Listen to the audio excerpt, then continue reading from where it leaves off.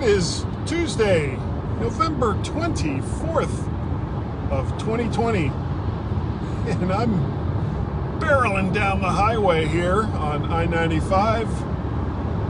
All that and more on today's Guy's Daily Drive. Bam!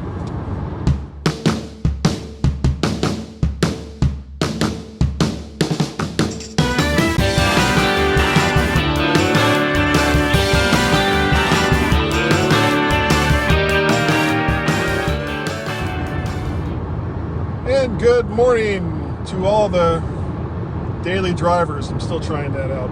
I don't know. I still don't know whether that can be a thing. Is that a thing? Let me know. Let me know if that's a thing. I'm on I-95 headed south.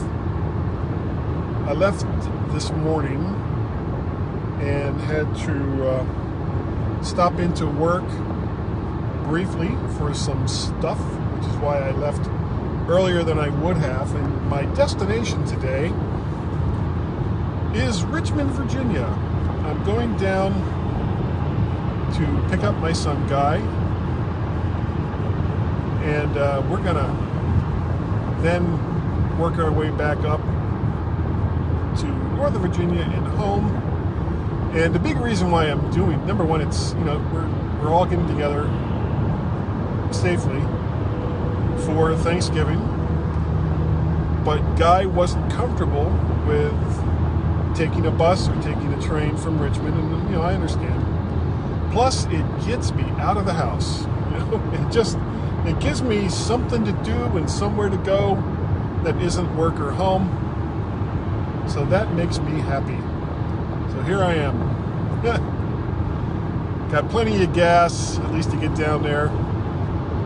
And it's a nice, bright, sunny day. There's lots of traffic for now, but this should start clearing out as we go past the Fredericksburg area. And I think it's like less than an hour at this point to get to Guy's place. So, but that's why I'm recording the Guy's Daily Drive. That's why I'm here in the car right now. But that is actually not what I was going to talk about. I have some exciting stuff to talk about. As I have talked about before, I ordered an M1 Mac Mini. Got it with 16 gigs of RAM, 1 terabyte SSD. And I waited and waited. I wanted that thing to come sooner. I was hearing people say, "Oh, I got mine faster than I anticipated." Well, that didn't work out like that for me.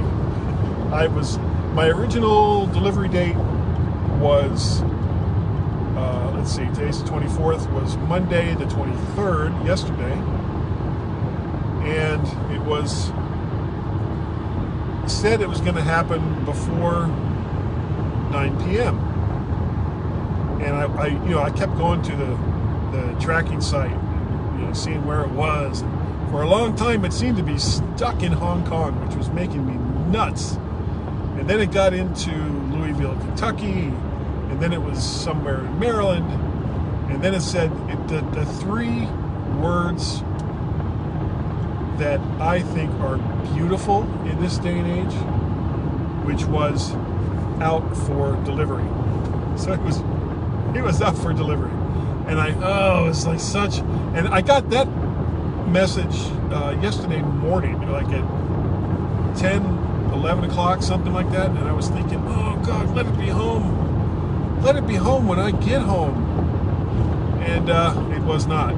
It was not home when I got home. Still had to wait. It finally ended up coming. It was 7 o'clock or so, I guess, yesterday.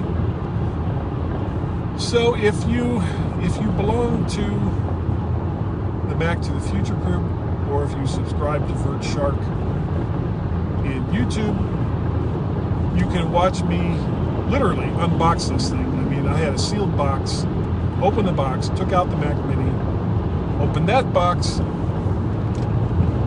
and then took off all the cellophane plastic, and all the various things that they used to protect it. And I have to say, even for an Apple product,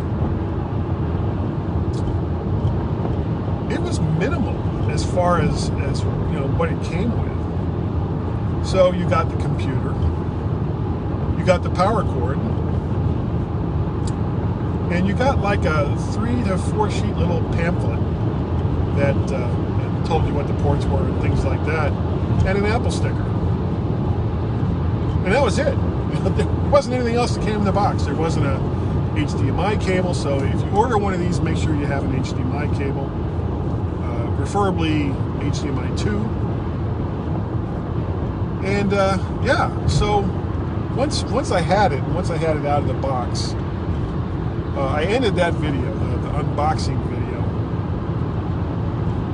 and then proceeded to start getting it set up. And I had this weird problem at first where about every 10 seconds it was switching between showing me the screen and being off. Now, the monitor that I had this hooked up to is kind of sharing double duties. It's got 2 HDMI ports, and I've got one HDMI port that is connected back to my iMac, so I have a second screen for the iMac.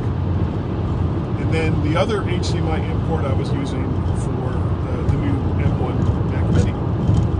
So what you have to basically do is you go into the settings of the monitor.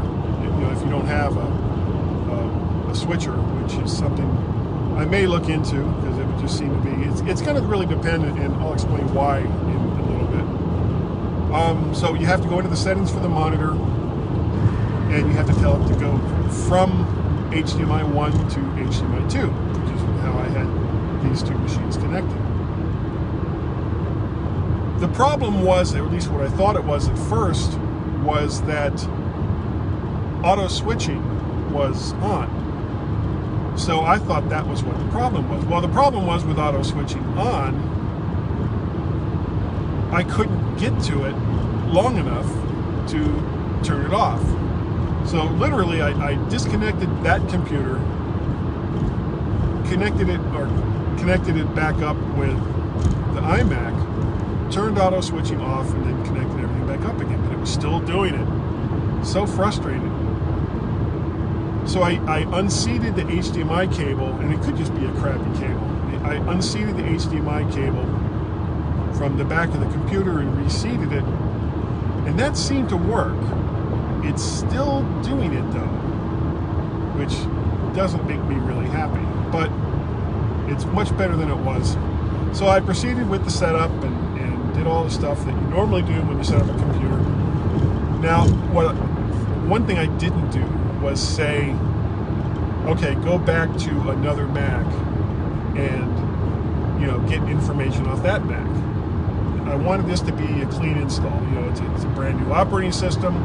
It's a brand new hardware infrastructure.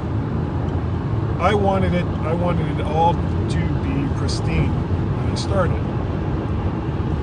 And I'm going to keep it that way, or at least try to keep it that way. So once I had the computer up and running and on my network and all the rest of that, I went into the Apple's App Store and looked for the applications that I've gotten through them, and started to download some of the software that I typically use on a main machine, like on my iMac. Still don't have the Rogue Amoeba apps in there yet, but that's going to come soon. There's a weird thing you have to do in order to get Rogue Amoeba's audio capture engine, what they call ACE, to be recognized and working. So I will probably do that later today or maybe tomorrow. So GarageBand took a while because there's a whole bunch of loops and stuff you got to download for that. I still need to also download Hindenburg, and what I'm not sure about with Hindenburg is this: even with the license that I have, you can only put it on a certain number of machines. And right now, I've got it on the iMac. I've got it on the 2018 MacBook Air. I've got it on my MacBook Pro. And I think I also have it on my Intel Mac Mini. So I'm going to have to start eliminating Hindenburg from some of these other machines. I'm going to need it for whatever my main machine turns out to be, and I'm going to need it for the MacBook Air, which is an Intel MacBook Air. So I don't have the Rogue Amoeba apps on yet. I don't have Hindenburg, my digital audio workstation, on yet. And I haven't yet tried this machine with my audio setup as far as my microphone and stuff goes. That will be coming hopefully later today. As far as performance goes, I mean, I've had a number of Mac Minis over the years, and this one flies. I mean, it's really, really fast. I mean, if you've watched any of the videos on this machine, they're not kidding. Everything opens up snappy quick. Everything just seems to say, okay, I want to do this. Oh, you're done already. So I don't have Final Cut Pro. I did download DaVinci Resolve, which is, for people who don't know, is another video editing bit of magic from Blackmagic software. Whoever it is that makes all those high-end video devices, they have a free version of their video editor, DaVinci Resolve.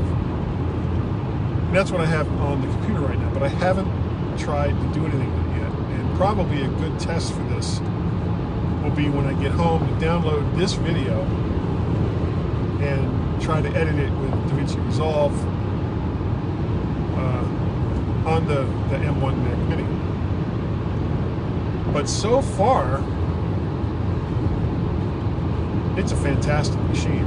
And if it continues to be a fantastic machine, it may become, at least for now, my main machine. I may go out and get another one of these Dell monitors. It's the S2721Q, something like that. Whatever Dell's designation is for this 4K. It's really, really sweet. I don't know who was just trying to call me. Hopefully I'm still recording. But I'm looking forward to kind of putting this machine through its paces. But that is going to do it, I think, for today. More as time goes on. Thank you all for downloading and watching or listening to Guy's Daily Drive. I know this one was a little bit longer than normal, but it's a longer drive for me than normal as well. If you'd like to get a hold of me, email address is guy@mymac.com. I have 2 Twitter accounts, twitter.com/MacParrot, twitter.com/VertShark. VertShark is the website that you can go to, vertshark.com, and find all of the audios and videos that I do. You can also go over to YouTube and subscribe to the VertShark playlist. So you just like, share, subscribe. Did you catch it the first time? Like, share, subscribe. Oh, you got it good. So easy. What else? There is the MyMac.com podcast that I do with Gazmaz nearly every single weekend. We may be recording on Friday this time, just because we can. There is the Mac to the Future Go live cast that I do on Wednesday nights at 8 p.m. Eastern Standard Time with David Ginsburg and Warren Sklar. We should be doing one of those tomorrow. We will see. Hopefully everything will keep working the way I want it to. else? Oh yeah, there's Guy's Daily Drive. Oh, that's what you're watching or listening to right now. So that is going to do it. And I'm going to wrap this up, continue this drive, get my GPS set back so that I can find my son's house. Because I've only been there once or twice and I really don't know the way yet. Will soon. So definitely going to do it. I keep saying it is, and then I just keep talking because it's what I do. So thanks one last time. I appreciate the fact that you have come and consumed Guy's Daily Drive in however way you have done so.